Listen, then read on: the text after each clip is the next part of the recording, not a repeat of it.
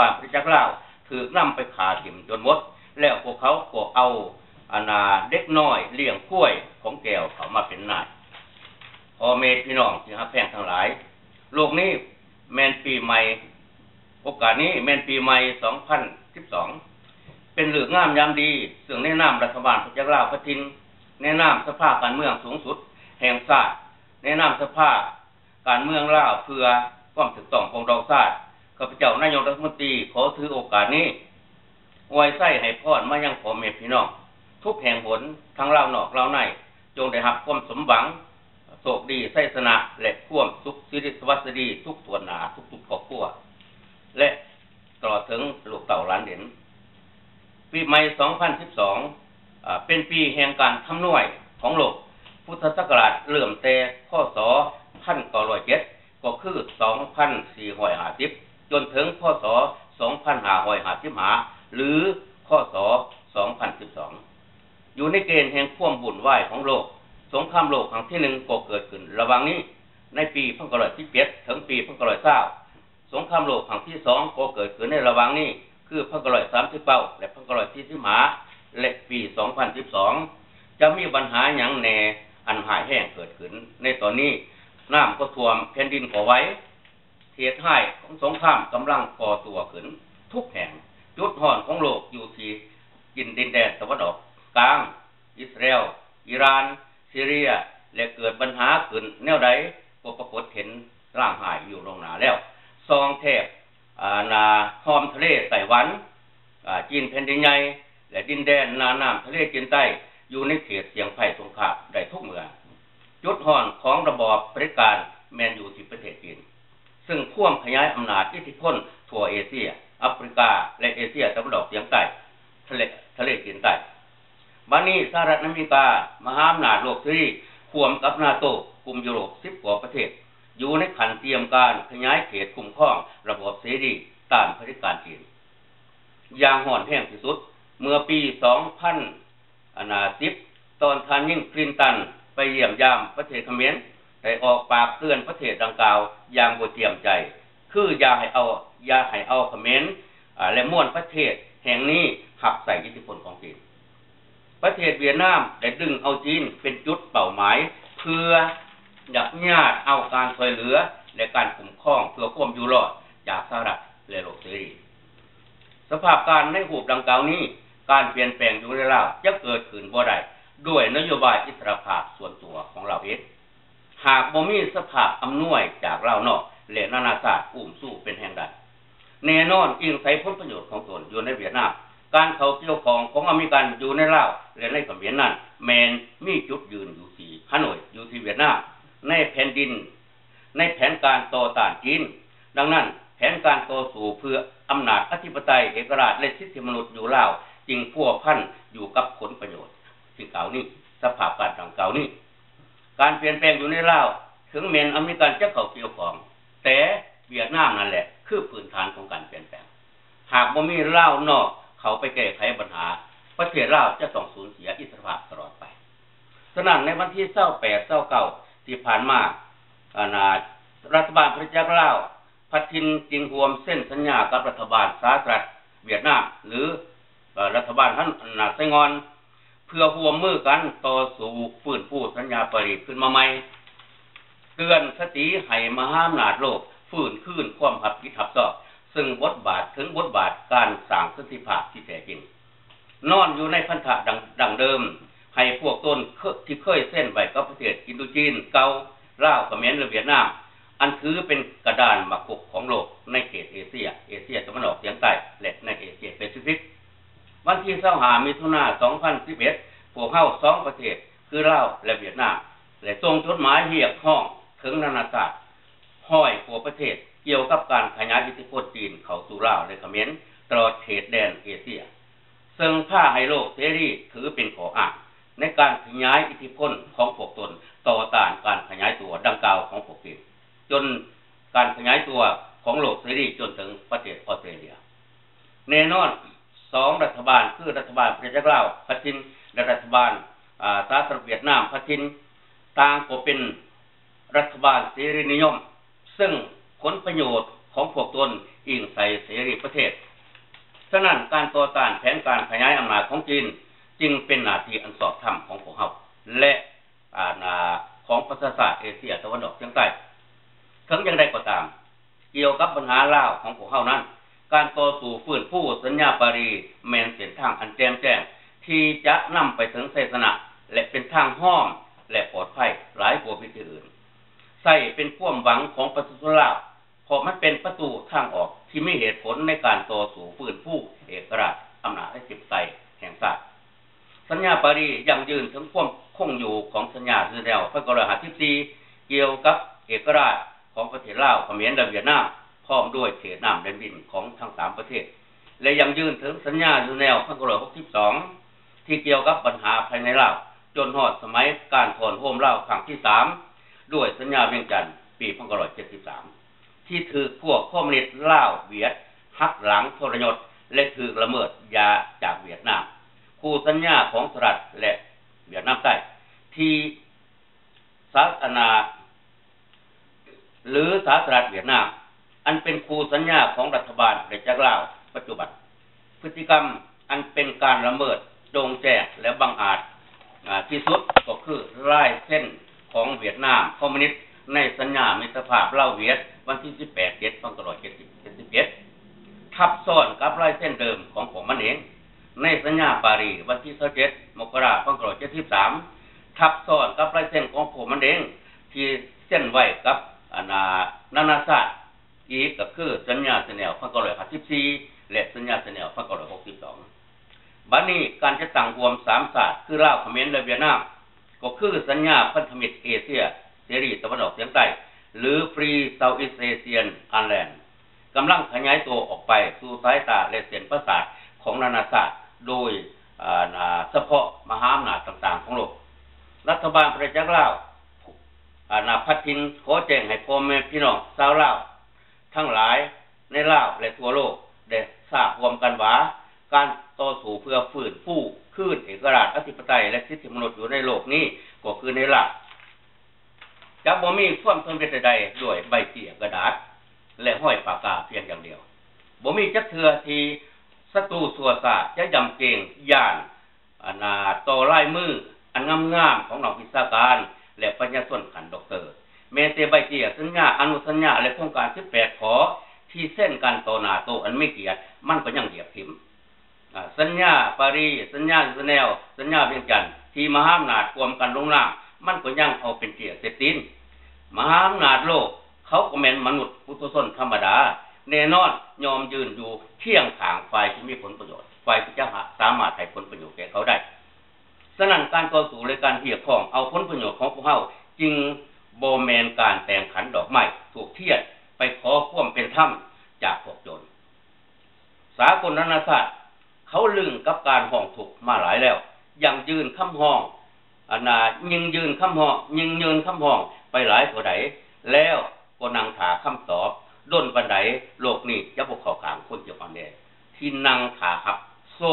โดยการบ่ลงมือเฮ็ดบ่แม่นจะตั้งศาลไว้10แห่ง20แห่งโดยตำรวจบ่สามารถจับโจรขึ้นศาลได้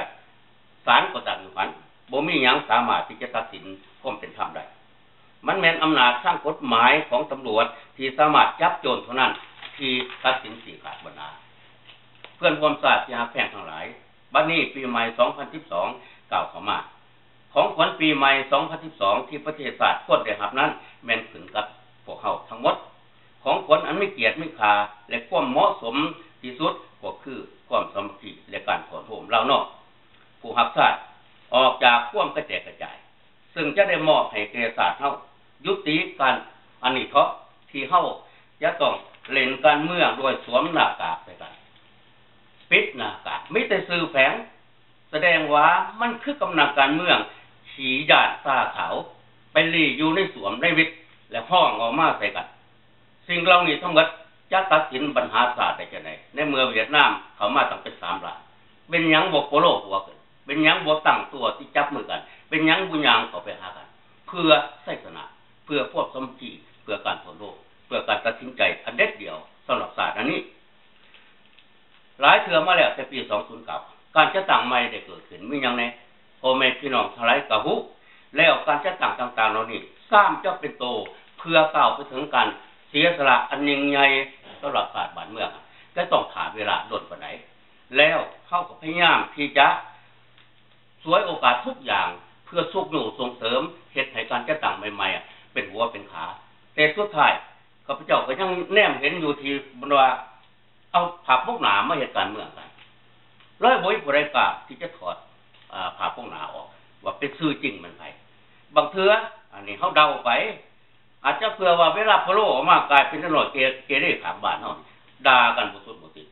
ถ้าเป็นจังซี่ขึ้นมาก็เป็นตะยานที่สุดว่านักกู้ชาติหรือนักต่อสู้เพื่อชาติบ้านเมืองเฮานี้เป็นหยังจึงจะต้องเสื่อมโทรมการถอนโฮมบ่แม่นเฮ็ดได้ง่ายการจะตั้งนำผ้าเพื่อใช้สนะทางการเมืองบ่แม่นเฮ็ดได้ง่ายถ้าเฮ็ดได้ง่าย36ปีเฮาควรจะสำเร็จไปแล้วก็เพราะมันยากจังซี่แหละเฮาจึงต้องเสียสละอันยิ่งใหญ่ถ้าบ่สามารถเสียสละส่วนตัวได้จะบ่พอผลประโยชน์ส่วนรวมถ้าบ่เสียสละส่วนกลุ่มใดจะบ่พอระดับชาติถ้าบ่เสียสละส่วนเผ่าส่วนภาคได้แล้วเฮาก็บ่เห็นสัจกรรมอันเป็นเอกภาพของบ้านเมืองซึ่งอยู่ในความรับผิดชอบของกันสหรัฐอยู่ในลาวได้เฮ็ดบาลานซ์สำหรับซอยให้ลาวมีทางยืนเพื่อโลกรับรู้แม่นทานยังละนายกรัฐมนตรีไทยไปลาวที่แล้วมานี้ก็ได้ไปประกาศว่าปีหน้านี้เพิ่นจะซอยส่งเสริมให้ลาวนี้ได้เป็นเจ้าภาพจัดกองประชุมเอเชียขึ้นอันนี้ทั้งหมดแม่นบอกให้ลาวยืนเป็นโตแต่ผมเฮาฮู้แล้วว่าสปปลาวบ่สามารถยืนเป็นโตได้ในเมื่ออ้อมข้างทุกสิ่งทุกอย่างผลประโยชน์อยู่ที่นานาชาติอยู่ที่ประเทศเพื่อนบ้านโดยเฉพาะเวียดนามกับจีนเพราะฉะนั้นเลี้ยงตัวเองบ่ได้ยืนตัวเองบ่ได้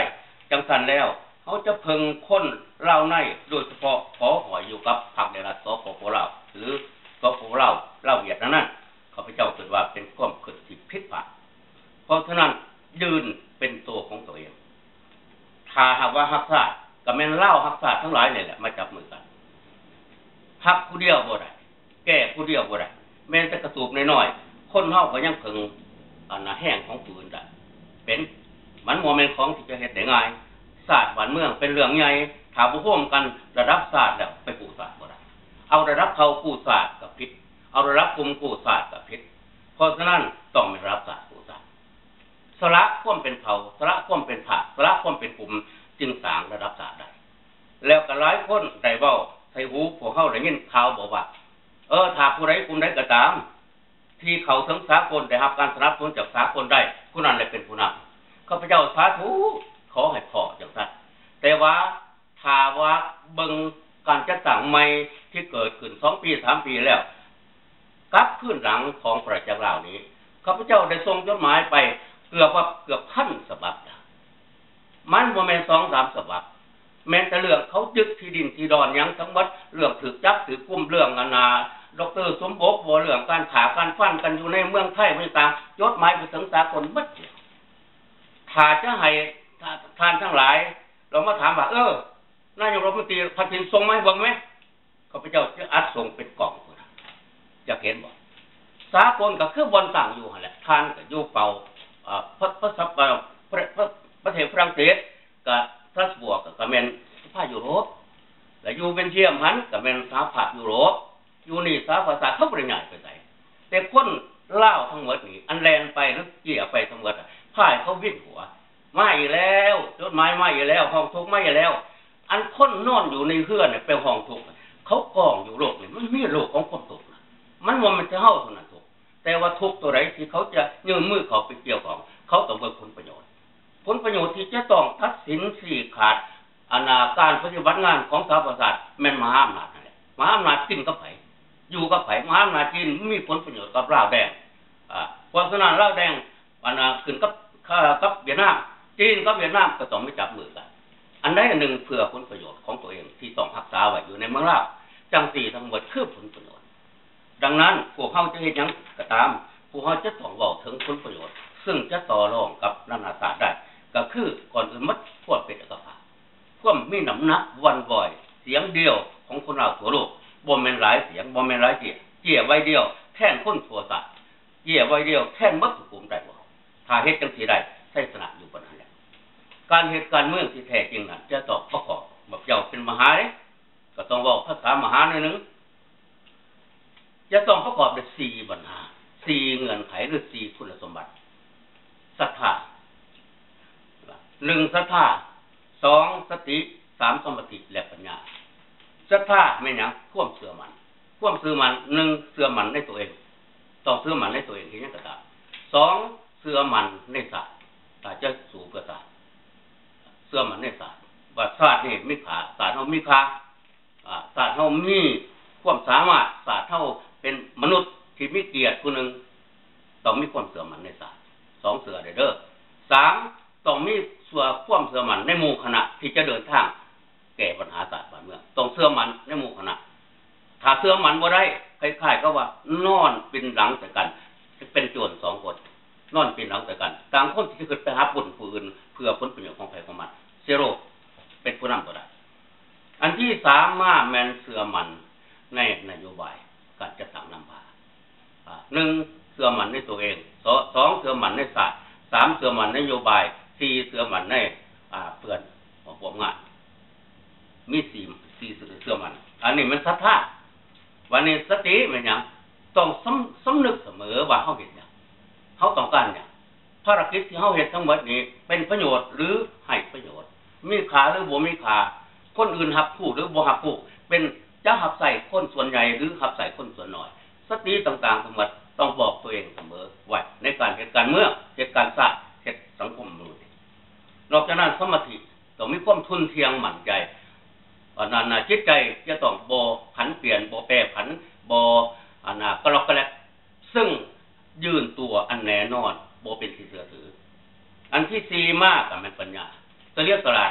เห็นแจ้งพร้อมได้เกี่ยวกับผลประโยชน์ส่วนตัวและส่วนรวมอย่าเห็นแจ้งแต่เรื่องผลประโยชน์ส่วนตัวต้องเห็นแจ้งผลประโยชน์ส่วนรวมนะผลประโยชน์ของพรรคของพวกผลประโยชน์ของหมู่และผลประโยชน์ของศาสตร์อันนี้แม่นสิ่งที่ข้าพเจ้าขอฝากไว้สำหรับพ่อแม่พี่น้องเพื่อนความศาสตร์ทั้งหลายที่จะต่อสู้เพื่อศาสตร์บ้านเมืองระบอบ2512เป็นศตวรรษที่21ศตวรรษที่22ต่อไปคันจะพบใหม่ที่สุดโลกนี้มันก้าวจากระบอบของพระโคดมจะก้าวไปถึงระบอบพระศรีอริยเมตไตรปี2500นี้ครึ่งอายุพุทธกาลของพระโคดมวิวัฒน์ของโลกอันนี้จะเห็นภาพของการขยายตัวของโลกใหม่จนถึงขั้นที่มีรถบินพุ่นน่ะคนบินหยังก็ตามทั้งหมดคันจะพร้อมใหม่ทั้งหมดเมื่อน่ะดังนั้นระบอบอันนี้แม่นระบอบพระศรีอริยเมตไตรก็ก้าวขึ้นมาเป็นการต่อยุคสมัยของธรรมดาเพราะว่าพุทธกาลพระพุทธเจ้าหรือว่าในอดีตต่างๆพวกนักปราชญ์นักวิชาการเขาวิจารณ์หมดทั้งศาสนาคริสเตียนเพิ่นก็ว่าพระไมเสียพระพุทธก็ว่าอริยเมตไตรภาษาต่างๆมันมาจากยุโรเปียนอินเดียยุโรเปียนภาษามาจากคนนั้นอินเดียยุโรปนั่นแหละมันมาออกอย่างสี่ดังนั้นภาษาบาลีมันก็ออกมาจากภาษาสันสกฤตออกจากภาษาอังกฤษฝรั่งออกจากหันหมดดังนั้นพื้นฐานของความเชื่อถืออันนี้มันมาแต่อดีตจังซั่นดังนั้นพระเจ้าอริยเมตไตรนี้คือเพิ่นบอกว่ามีแผ่นดินจะพี่จะหาเที่ยงคือกำหนาของไส้มันคือสิเวทแต่ภูเขาเนี่ยพังลงบาดเดียวแล้วแต่หมายถึงว่าอิสรภาพของคนความมีศีลมีธรรมความพับพิษทับสอบของคนความสติปัญญาของคนอันนี้มันจะเท่าเทียมกันภาษาอังกฤษนี่ยกตัวอย่างเลยเขาใส่ภาษาอังกฤษเป็นภาษากลางเดี๋ยวนี้ยังบ่ทันได้กลางเถือ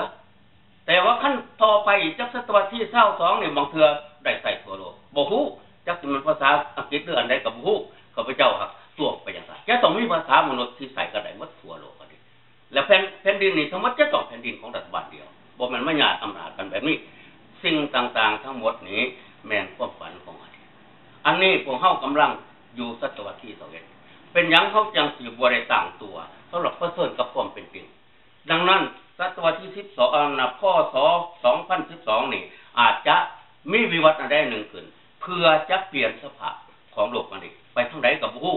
ก็มีหลายนักปราชญ์โดยเฉพาะมุตตะมัสได้วิจารณ์ไว้คือกันเพราะฉะนั้นข้าพเจ้าก็ถือตามที่นักปราชญ์ทั้งหลาย ขาดคะแนนหรือวิจารณ์กันไว้เพื่อเอาความเกิดอันนี้มาต่อสู่มาเป็นหลักยืนให้แก่ความตั้งใจอนาคตของพวกเราเพื่อให้ศาสตร์เล่านี้ถึงจะเป็นอะไรก็ตามถ้าโลกบ่ปีนก็จะให้ศาสตร์ปีนจนกลายดับสูญไปน่าเสียใจที่สุดที่เกิดมาเป็นศาสตร์หนึ่งบ่สมเกียรติที่เป็นเจ้าของแผ่นดินบ่สมเกียรติที่โลกให้ถือว่ามนุษย์ผู้มีใจสูงกลายเป็นว่าแผ่นดินคือเงินแผ่นดินคำต่างศาสตร์เขามาปุ้นกินทั้งหมดเจ้าของศาสตร์ทั้งหมดโตนนี้ตั้งเกิด7-8 แสนคนแล้วนอกจากนั้นยังมาขอทานอยู่เมืองไทยเต็มที่เต็มแดนแล้วเหลือไว้ทั้งหมดแม่นผู้เขาเงินผู้เขาคำแม่นเขาเจ้ามาคุดคนญาติเอาไปใส่ส่วนตัวเล่านอกทั้งหลายยังเถียงกันบ่สุดยังจะต้องตั้งกลุ่มใหม่ยังจะต้องอีหยังทั้งหมดหลายสิ่งหลายอย่างซึ่งเป็นความฝันข้าพเจ้าคิดว่าคือจะเป็นความฝันครบเล็กหน่อยจังได๋ก็บ่ฮู้แต่ว่าก็บ่ได้ว่าเล็กน้อยแล้วบางคนก็เฒ่าพวกข้าพเจ้าก็สิมีอยู่แต่ว่าขอให้เข้าใจว่ายื่นตัวรับผิดชอบต่อแผ่นดินยื่นตัวรับผิดชอบต่อศาสตร์บ้านเมืองมีแต่ความแข็งแรงความบ่แน่ปราศัยเบิดความแข็งแรงเท่านั้นแม่นไสชนะความเสียสละอันแท้จริงแม่นไสชนะการสามัคคีอันแท้จริงแม่นไสชนะการเสียหมายว่าความแตกแยกแม่นการปราศัยความแตกแยกแม่นการปราศัยความแตกแยกแม่นการชิบหายความแตกแยกแม่นความยุ่งยากแม่นความผิดหวังของประชาชนดังนั้นร่วมกันโบราณบอกว่าร่วมกันเฮาอยู่แตกหมู่เฮาตายภาษานี่เป็นภาษาของพื้นบ้านตลาดทะเลเขาใส่กันแต่ว่ามันก็มีค่าสำหรับคนรักชาติและจะต้องเอามาใส่คนขายศาสตร์คนบ่รู้จักศาสตร์เอามาใส่มันก็บ่เกิดความเป็นจริงแม้นสิว่าเอาฮักกันเราอยู่แตกหมู่เราตายเว้า50เถื่อมันก็บ่มีความหมายสำหรับคนที่ขายศาสตร์สำหรับคนที่บ่รู้จักศาสตร์ต้องแม่นนักต่อสู้นักเสียสละทุกอย่างที่โบราณวางไว้ทั้งหมดเพื่อเฮาปฏิบัติในนามลูกหลานหักหลานแผ่นของแผ่นดินศาสตร์ใดเขาก็มีภาษิตของศาสตร์นั้นไทยเขาก็มีเขมรเขาก็มีจีนเขามีภาษิตของมันแต่ภาษิตของเราเอาไว้ให้ลูกให้หลานสืบต่อนั่นก็คือหักกันเล่าอยู่เด้อแต่ผู้เราตายก็ขอบใจปีใหม่เดือนใหม่ให้พี่น้องความศาสตร์ทั้งหลายจงได้รับแต่ความสุขสมหวังข้าพเจ้าอวยพรในมื้อนี้หากจะมีอันผิดพลาดบ่ถือหูบ่ถือตาก็ขออภัยบ่มีสิ่งใดที่จะดีที่สุดต่อหน้าพี่ต่อหน้าน้องก็คือความจริงความจังความเสียสละความเฮ็ดจริงทำจริงรัฐบาลประชาราชปฏิมีเท่านั้นที่จะมอบให้พ่อแม่พี่น้องคือเฮ็ดจริงทำจริงขอขอบใจ